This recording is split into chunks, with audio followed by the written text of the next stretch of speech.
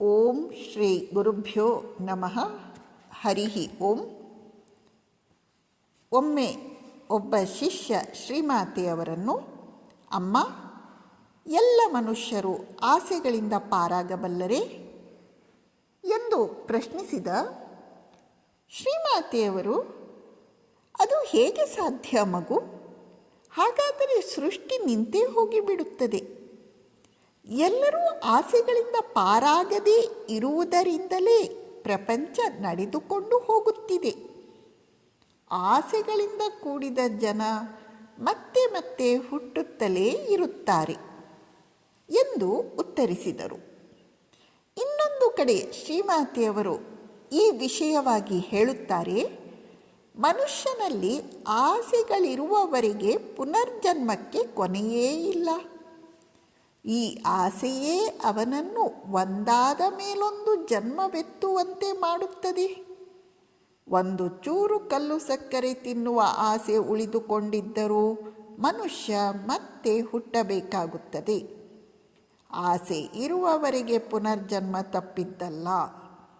ಈ ಪುನರ್ಜನ್ಮ ಎನ್ನುವುದು ತಲೆದಿಂಬನ್ನು, ಎಂದರೆ ಜೀವನನ್ನು ಒಂದು ಚೀಲದಿಂದ ಇನ್ನೊಂದು ಚೀಲಕ್ಕೆ ಬದಲಾಯಿಸಿದ ಹಾಗೆ. ಈ ಆಸೆಗಳಿಂದ ಮುಕ್ತರಾಗುವುದು ಬಹಳ ಕಷ್ಟ.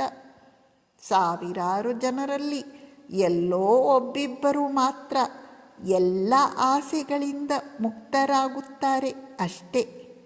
ಆದರೆ ಮನುಷ್ಯನಲ್ಲಿ ಹಿಂದಿನ ಜನ್ಮಗಳ ಪುಣ್ಯವೇನಾದರೂ ಇದ್ದುದೇ ಆದರೆ ಅವನು ತನ್ನ ಆಸೆಗಳಿಂದಾಗಿ ಹೊಸ ಶರೀರದಲ್ಲಿ ಬಂದರೂ ಅವನ ಆಧ್ಯಾತ್ಮಿಕ ಪ್ರಜ್ಞೆಯೇನೂ ಅಳಿಸಿ ಹೋಗಿರುವುದಿಲ್ಲ.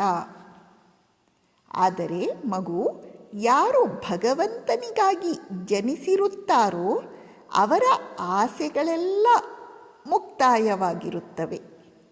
ಇಲ್ಲದಿದ್ದರೆ ಅಂತಹ ಭಕ್ತಿ ಉಂಟಾಗಲು ಸಾಧ್ಯವೇ ಇಲ್ಲ.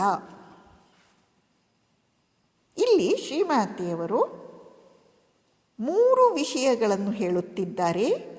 ಎಲ್ಲ ಆಸೆಗಳಿಂದ ಪಾರಾಗುವುದು ಅತ್ಯಂತ ಕಠಿಣ ಇದೆ, ಆದರೆ ಅದು ತುರ್ತಾಗಿ ಆಗಬೇಕಾಗಿದೆ.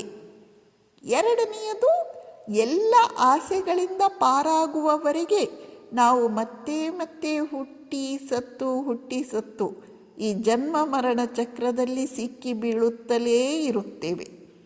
ಮೂರನೆಯದು, ಯಾರಲ್ಲಿ ಭಕ್ತಿ ಇದೆಯೋ, ಭಕ್ತಿ ಜಾಗೃತವಾಗಿದೆಯೋ ಅವರ ಆಸೆಗಳೆಲ್ಲ ಮುಕ್ತಾಯವಾಗಿರುತ್ತವೆ.